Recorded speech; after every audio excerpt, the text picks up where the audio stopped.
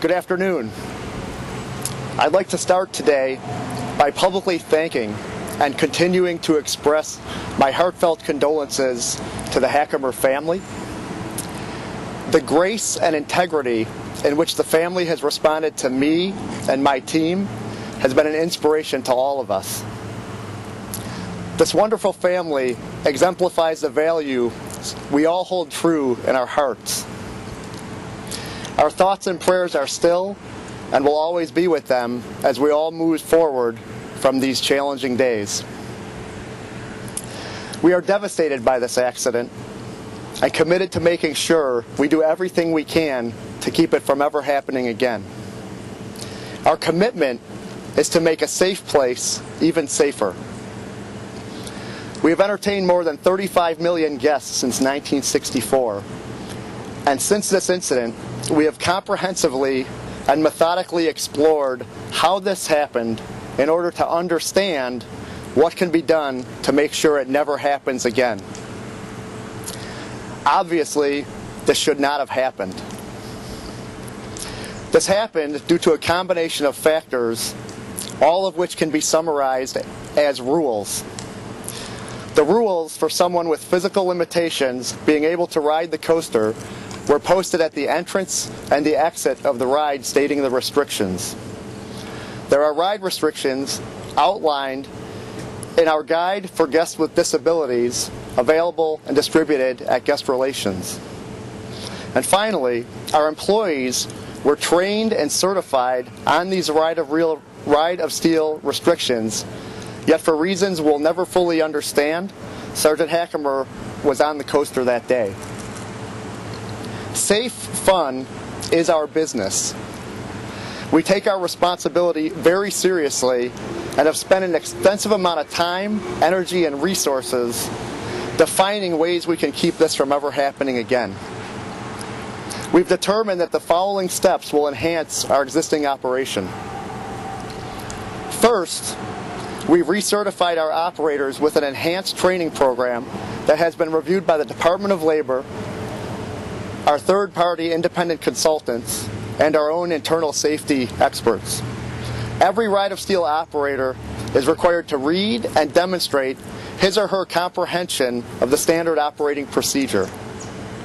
Their knowledge, and more importantly, understanding of safety-critical criteria will then be re-verified via written tests and physical observations.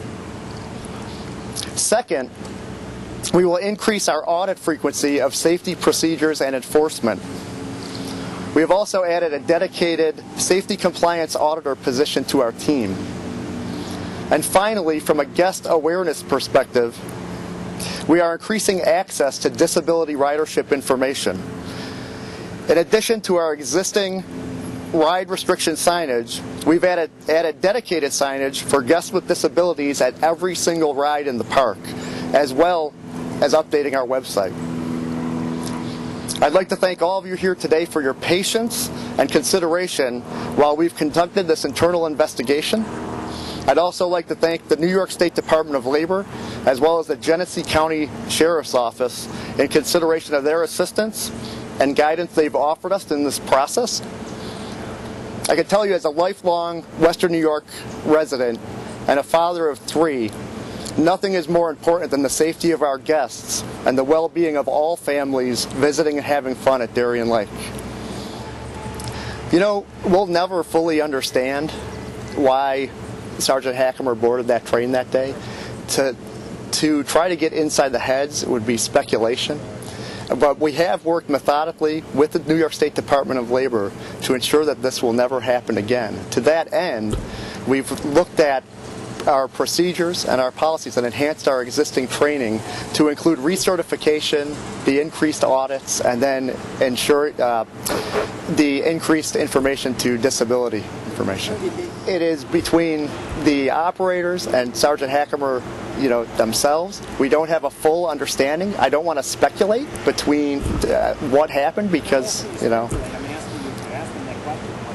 we'll never really fully comprehend what happened on the ride that day. For privacy reasons, we will not reveal the status of our employees nor the disciplinary action reports after that. They were all over the age of, they were all 18 or above as mandated by the New York State Department of Labor.